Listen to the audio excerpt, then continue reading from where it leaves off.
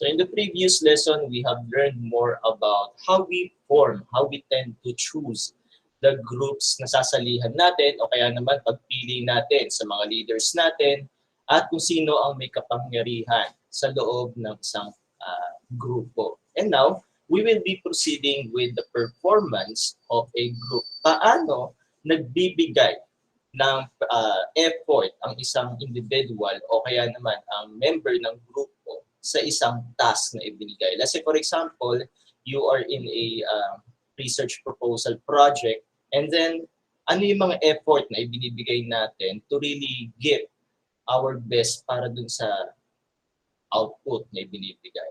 Okay? So we have social facilitation. So social facilitation is the improvement in task performance that occurs when people work in presence of other people. Merong pagkakataon daw sa isang grupo na we tend to perform well because of the presence of other people. Minsan, na-challenge tayo because of our the mere presence of them. Okay? So as you can see right here, this is how an individual try to perform in a task.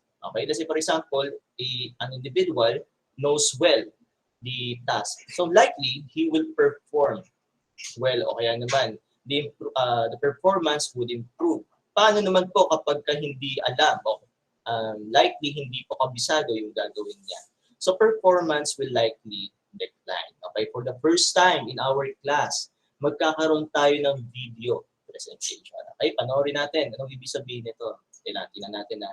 And then, give me a feedback kung ito ba ay gumagana or hindi, o putol-putol, o tuloy-tuloy lang.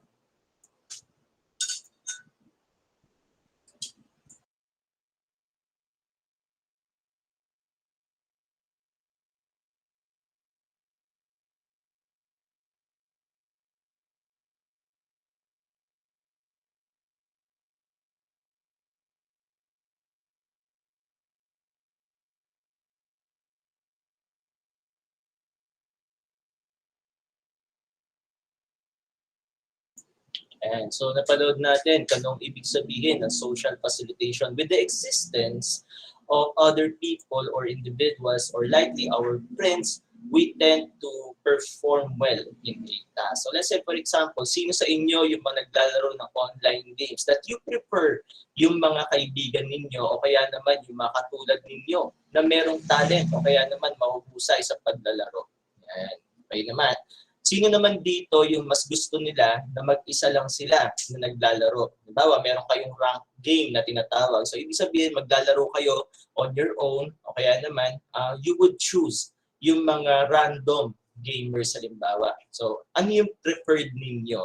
Yung mag-isa lang kayo o yung kasama ninyo, yung kaibigan ninyo sa paglalaro? Sige, can you give some example? Halimbawa, sa isang group work, di ba? Sa isang group work, mas gusto natin minsan yung kagrupo natin, yung kakilala natin.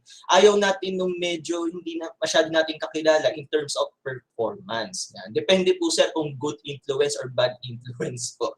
Yung kagrupo ko po, ganyan. So, can you give some example of this social facilitation? Ganyan. Halimbawa, meron kayong activity, you would rather choose a person with you, along with you, to perform in a certain task. Sige nga, magbigay nga tayo ng example o halimbawa ng social facilitation wherein we tend to improve our performance because of the existence of our friend or family members or anyone that would try to evaluate how we would be performing in a task. Okay. Now we also have co-action. So this is performing a task or other type of goal-oriented activity in the presence one or more individuals who are performing a similar type of activity. Kaya nga minsan, mas gusto natin yung katulad natin na mayroong same characteristics, values, yan, yung mga performances related to ours. Okay? We also have drive theory. So, in general, this is what we call the drive theory. No? Psychological or physiological needs. Meron tayong drive kumbaga. So likely you would be driven by your hunger. So kapag nagugutom ka, kakain ka. O kaya nang kapag nauuhaw, iinom ka. Kapag ka nabubore ka, ang gagawin mo, you will entertain yourself. So it is likely influenced by your feelings, your thoughts, and actions. So also, an explanation of social facilitation by, I think it's Zeyong, which maintains that presence of others evokes a generalized drive state characterized by increased readiness and arousal. Kapag ka meron tayong goal, kapag ka meron tayong gustong tapusin, halimbawa, we will be driven by this activity. Right? Ano, lapit-lapit time. May pagkaya ko.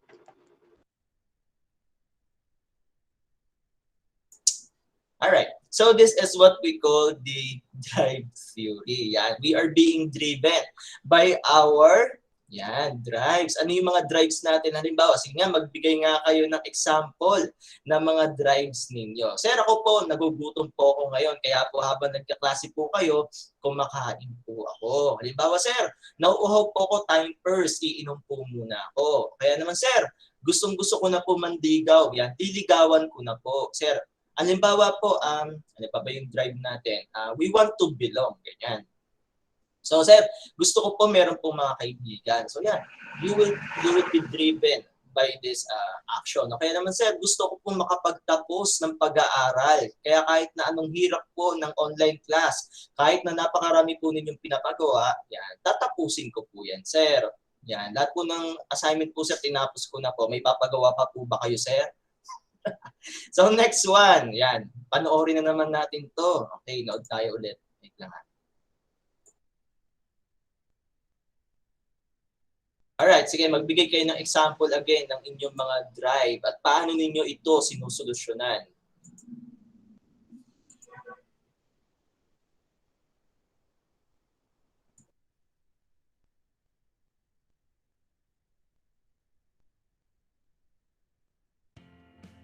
Welcome to Psych Terms, where we define and describe some difficult to understand psychological terms, while also giving examples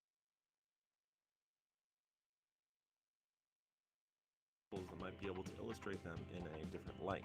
Today we're talking about drive reduction theory. This is the idea that a physiological need creates an aroused tension state, or a drive, that motivates an organism to satisfy that need.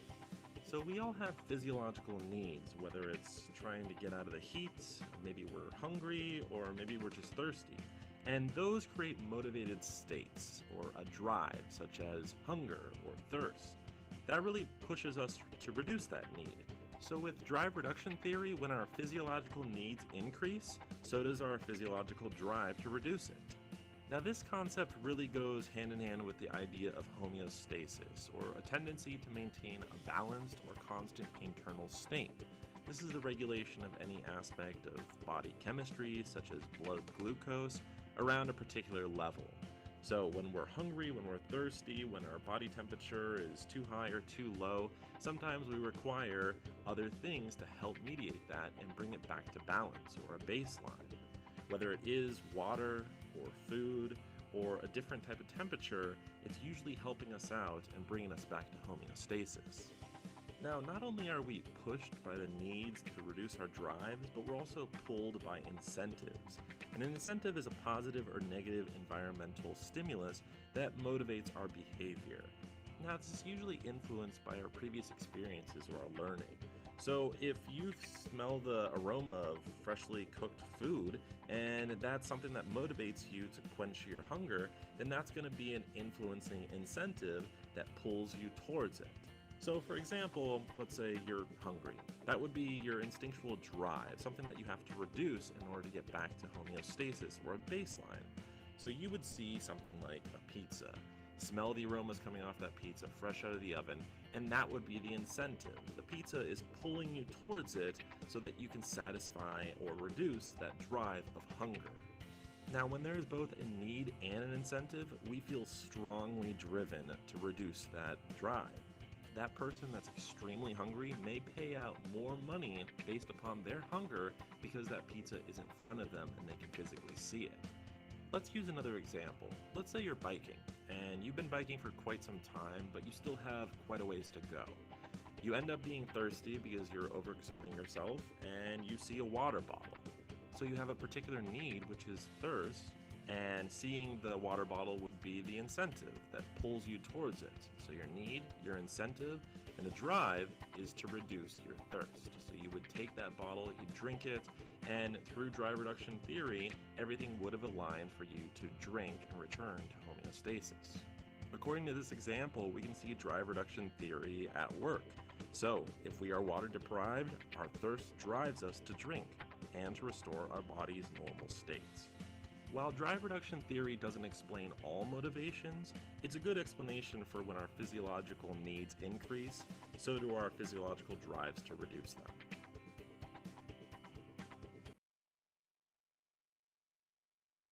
Okay. So just like the video, no?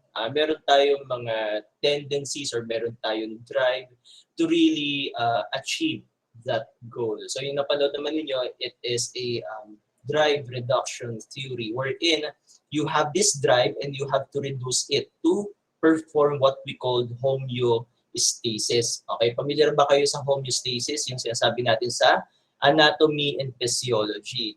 Okay, halimbawa, nagkasakit ka. Kapag nagkasakit ka, it has to balance the effect to its body. Yan, binabalik natin yung natural na flow ng ano natin, ng katawan natin. Halimbawa, kapag nilalag na, syempre magkakasakit ka, tapos lalagnatin ka, tataas yung temperature mo and all. Tapos pagpapawisan ka naman para bumalik sa normal na state yung ano natin, yung temperature natin.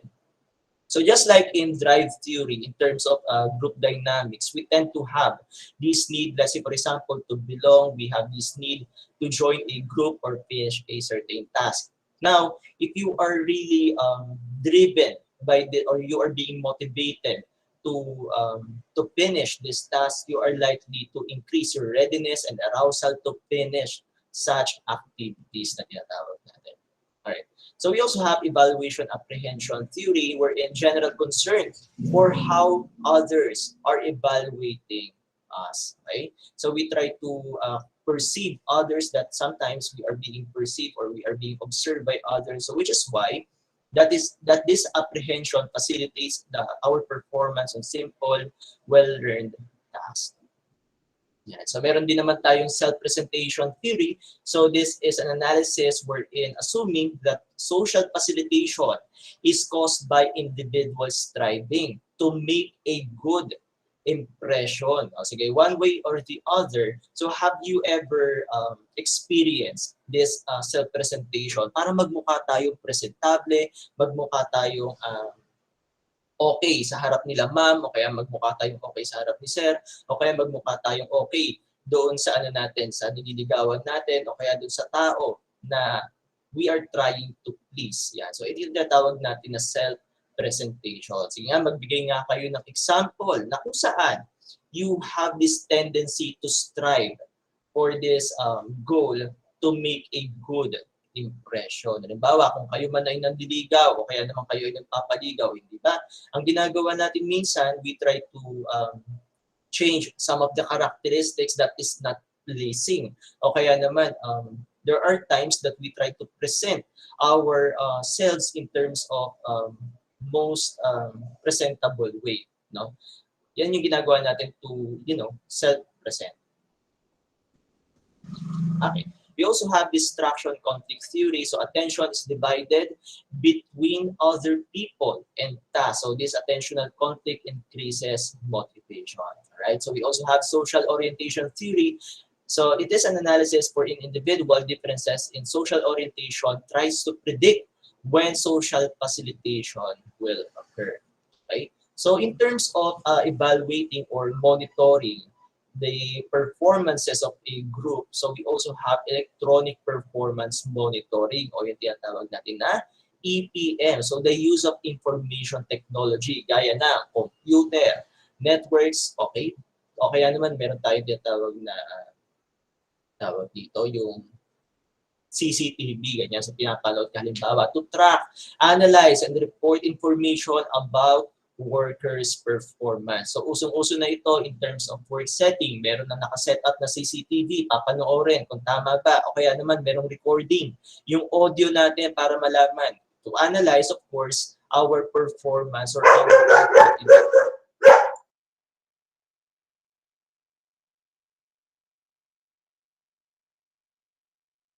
We also have study group. So this is a self-organized, self-directed group formed by students for the purpose of studying course material. So gaya ninyo, kayo ay isang study group. So process loss. So reduction in performance effectiveness or efficiency caused by actions, operations, or dynamics that prevent the group from reaching its full potential, including reduced effort, fault group processes, coordination problems, and ineffective relationship. So bakit kaya tayo nawawalan ng gana sa isang performance o sa isang task halimbawa? Sige, kayo ang makakasagot nito. Again, ang question, bakit kaya tayo nawawalan ng gana sa isang task? Sige, magbigay kayo ng example or instances. Ano ang mga factors na nagbibigay sa atin ng hint para tamarin tayo kaya naman hindi natin ipagpatuloy yung mga ginagawa natin. So let's say for example, sabi dito, reduced effort. So ibig sabihin yung iba nagtatamad. Yung iba hindi naman nag-effort. Bakit ako lang po yung gumagawa? Kaya nga ayaw ko nang magkaroon ng group work. Halimbawa, minsan kasi yung group leader ay umiiyak. Sir, bakit naman po binigyan niyo po ako ng ganitong kagrupo? Ayan. Faulty group processes, minsan coordination process. Basahin mo na lang yung instructions ni sir. Basahin mo na lang yung instructions. Backread ka na lang. Minsan hindi pa nagba-backread. Tatanungin pa. Kaya naman, minsan, ineffective leadership. So, minsan, hindi maganda yung pakikisama ng leader sa kanyang mga kasamahan. So, ayaw nila doon sa group leader. O, ba't ikaw yung naging group leader namin? Mga ganun. Napapatanong ka ngayon, tama ba na ikaw ang binoto namin? Ganyan. So, the tendency, mabait naman siguro yung presidente natin. Now, we also have Ringelmann effect. So, the tendency first documented by Ringelmann for people to become less productive when they work with others. So, this loss of efficiency increases as group size increases. Habang dumadami kayo, mas wala kayong nagagawa. Diba sabi nga ng kante, basta kasama kita, walang magagawa. So, but at a gradually decreasing rate. Yan. So, sino yung mga kapartner natin minsan na kapag kasama natin, wala tayong nagagawa. Yung tawanan lang kayo ng tawanan o kaya kung ano naman pinagagawa ninyo. So instead na mag-aral, sabi, punta ka dito sa bahay namin, group work tayo. Yan, wala tayong nagagawa. O kaya naman minsan, punta ka dito, babe, sa bahay namin, gawa tayo ng assignment. O yan. So in assignment, iba ang ginawa. So the reduction of individual effort exerted when people work in groups compared to when they work alone. So compared sa kapag ka mag-isa ka lang, sino dito yung kapag ka mag-isa lang sila, mas okay na gumagawa sila? Sir, huwag niyo na po akong bigyan ng groupmate, ako na lang po mag-isa. Sa research work na ako, naranasan ko rin ito eh. Maraming sasuggest na pwede po bang ako na lang po mag-isa kasi hindi naman po ako tinutulungan ng mga groupmates ko, mga ganyan, napapatanong siya. So reduction of individual effort exerted when people work in groups compared when they work alone. And so, ito pa ng social lobbying, mas dumadami yung katrabaho mo, mas dumadami kayo, mas nababawasan yung productivity natin. We also have pre-riding. Yan yung iniiwasan natin minsan sa group work. O bakit hindi ka nag-effort? Bakit hindi ka man nang tumutulong dito? Bibili ka na nga lang ng group project? Hindi, mag-aambag na lang ako, mga ganyan. Hindi na ako tutulong, ako na lang bibili ng pansit canton ninyo. Ako na lang bibili ng ng juice ninyo, ganyan. Ako na lang magtitimpla. May tinamaan ba? So contributing less to a collective task when one believes other group members will compensate for this lack of effort. Sino naglalaro dito ng Mobile Legends o kaya ng mga online gaming, di ba? Minsan, uy, laro tayo. O anong ambag mo sa amin? Ganyan. O minsan, sasali ka na lang kasi kaibigan ka nila. O para hindi masaktan si kaibigan, isali na lang natin. O total, kaya naman natin siyang buhatin. So, compensate of this lack of effort. So, nagpapabaril siya, yan, ganyan. patay siya. So, sucker effect naman. So, the tendency for individuals to contribute less to a group endeavor when they expect that others will think negatively of someone who works too hard or contributes too much. Yan. So, sucker effect naman ito.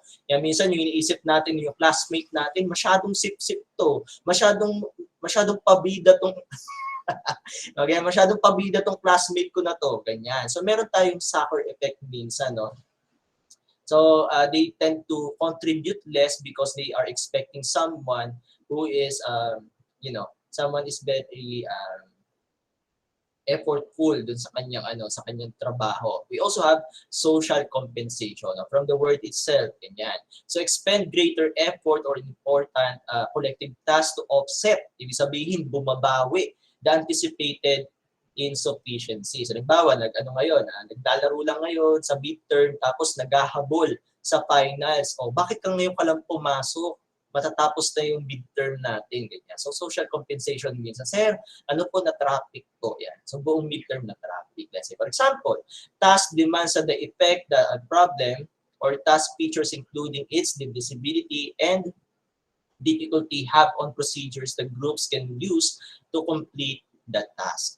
Yan. So meron naman tayong divisible task. Again, a task that can broken down into subcomponents that can be assigned to individuals or to subgroups within the group. Kapag meron kayong group work, di ba, binibigyan natin halimbawa si ganitong member, o ito ka, sa chapter 1 ka, dito ka sa chapter 3, o ikaw magsagot ng statistics natin, ikaw magsagot ng RRL natin, ganyan.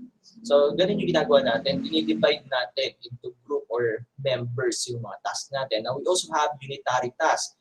A task that cannot be performed piecemeal because it does not break down into any subcomponent. So, lahat kayo, halimbawa, required kayong mag-attend, okay? Lahat kayo kailangan mag-perform doon sa task ninyo. No? So, unitary task yan. Halimbawa, puso dati nung high school, o magkakaroon kayo ng role play. Sino dito yung mga artista halimbawa sa role play? Ikaw halimbawa yung ginagawang tatay, ikaw yung ginagawang nanay halimbawa, o tas ikaw yung kontrabida, ganyan. So lahat kayo magpe-perform doon sa loob ng play na yon. Hindi pwedeng may iwan. O bakit biglang umabsent, biglang sumakit yung tiyan, biglang sumakit yung ulo, ganyan.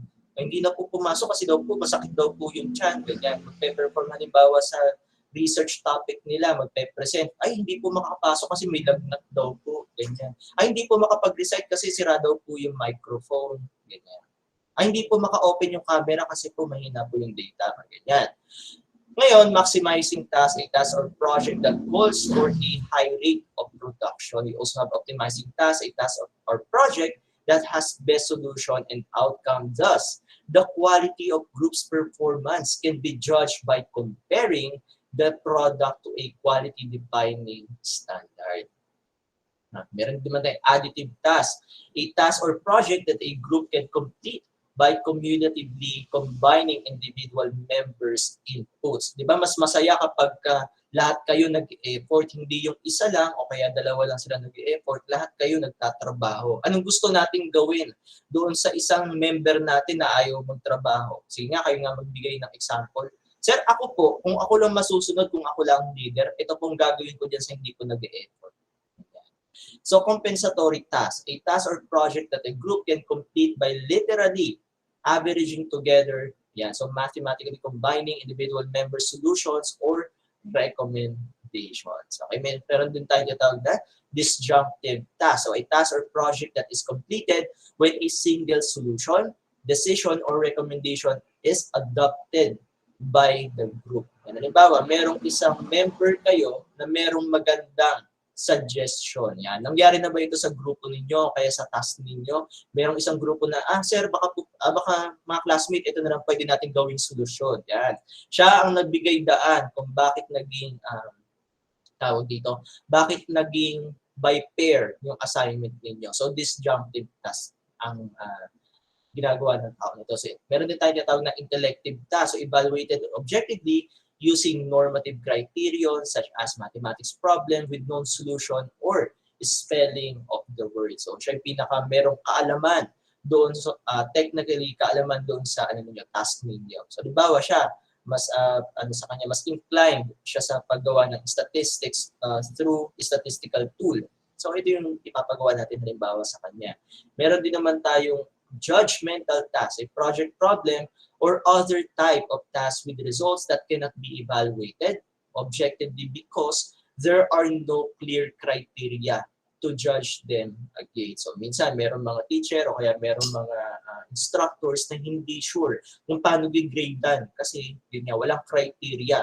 Ilang percent ba kapag ka nagpasa ng maaga? Ilang percent ba kapag ganito yung content? Ilang percent ba kapag ka merong citation? Ilan ba ang mababawas kapag ka merong tawag dito, plagiarism o kinopya lamang, okay?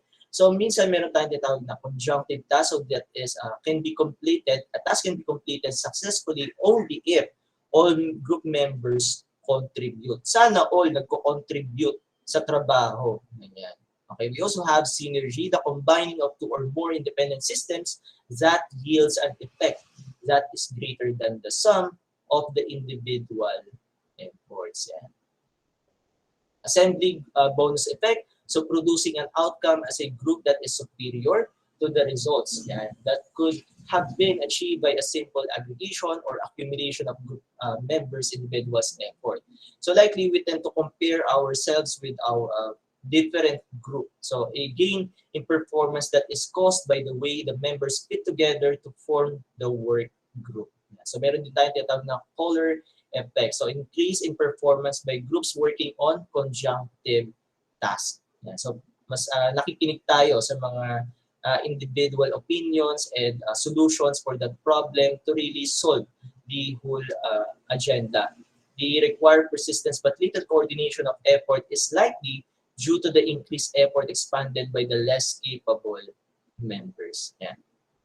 So meron din tayo tinatawag na discretionary task, relatively unstructured task that can be completed by using a variety of social combination procedures. So that's leaving the methods used in its completion to the discretion of the group or group leader. So pagka halimbawa hindi na sigurado kung anong gagawin natin, yan, so discretion na halimbawa ng leader kung ano ang possible solutions or best solution para sa problema na answeran natin. So we also have brainstorming. Yan. Ginagawa nyo ba ito kapag kayo ay nag-grupo-grupo? Kapag kayo ay nagde-discuss on how to solve a certain problem. So hindi lang to effective sa classroom setting. Effective din ito sa work setting. So nag-brainstorm halimbawa, di ba yung mga memes na nakikita natin na nagmi-meeting sila sa long table tapos magsasuggest yung isang ka-opisina, yung isa naman magsasuggest ng brainstorming ang tawag natin dito.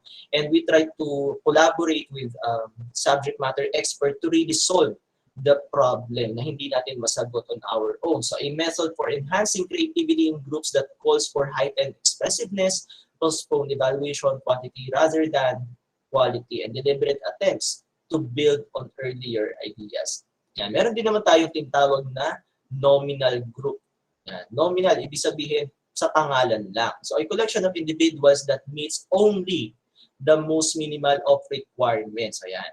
To be considered a group, and so is a group is name only. In studies of performance, a control or baseline group created by having individuals work alone and then pooling their products. Yan. So meron din tayo tinatawag na production blocking, a loss of productivity that occurs when group procedural factors obstruct the group's progress towards its goal. Merong nakaharang sa progress natin. Halimbawa, kapag kayo ay mag-grouping, so yan, maglaro muna tayo, in-game muna tayo, ganyan. Sige, open mo na. O join mo na ako, ganyan. So nagkakaroon tayo ng blocking. So yan, magbigay kayo ng halimbawa na mga factors or yan, mga factors kung bakit nabablock o kaya nade-delay ang trabaho. Sige nga, COD muna halimbawa. O laro muna tayo. O kaya naman, ano muna tayo, kain muna tayo. Ganyan. Magre-review muna pero ang gagawin natin, ay hindi, ano muna tayo, kain muna tayo. Bebe time muna. TikTok muna. So ito yung mga priorities minsan, no? Kaya hindi natatapos yung trabaho kasi meron muna tayong gagawin. O chill muna tayo, ano pa naman isang linggo pa naman. So natapos yung isang linggo, walang natapos. Ayan. So brainstorming sessions are delayed in stating their ideas until they can gain the floor, and when group members are distracted by others' ideas and so generate fewer of their own. So minsan nakakapag-delay din yung a lot of input coming from members, no? Kaya ang ginagawa natin minsan, tahimik na lang tayo, tapusin na lang natin to. So social matching effect, the tendency for individuals in brainstorming groups to match the level of productivity displayed by other groups. So kinukumpara natin, nagkakaroon tayo ng kompetensya minsan sa isang grupo. Ito, sa ganitong section, ganito sila. Sa ganyang section, ganyan sila. Kaya sa grupo nila, ganyan sila. So this is our tendency, no, to match this level of productivity. Now, we also have illusion of group productivity. Nag-i-illusion minsan tayo na marami tayong ginagawa. So, anong ibig sabihin nito? The tendency for members to believe that their groups are performing effectively. So, akala natin marami tayong nagagawa, marami tayong effort na naibigay. So, likely, it is just an illusion. Basically, if we do not have achievable objective o tinatawag natin na SMART objectives. Okay. So meron din palang brainwriting. So brainstorming sessions that involve generating new ideas in writing rather than orally. So hindi ibig sabihin ng nagdi-discuss tayo tapos yung iba hindi nagsusulat. No? So likely, we really have to note all of the progress ng meeting natin. Kaya nga minsan kapag merong meeting, sino ang member ng SSG dito? Meron po ba?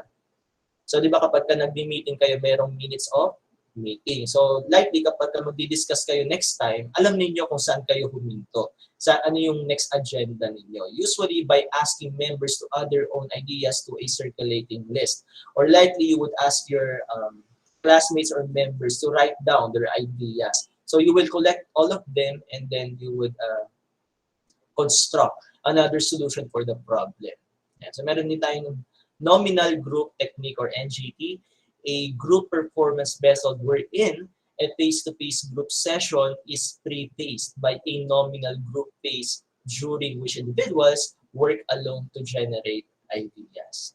Okay, so we also have Delphi technique, a group performance method that involves repeated assessment of members' opinions via survey and questionnaire as opposed to face-to-face meeting.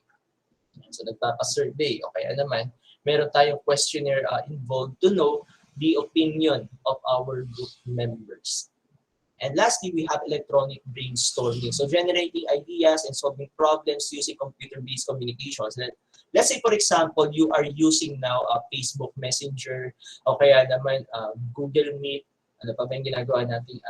Ano pa ba yung ginagamit natin online? So, Viber minsan. So, methods such as online discussions and real-time email rather than face-to-face session. So, this is likely one of the most effective way to solve the communication problem now that we are in pandemic. So, yung EBS na tinatawag. Yeah. So, I think this concludes our discussion for group dynamics performance.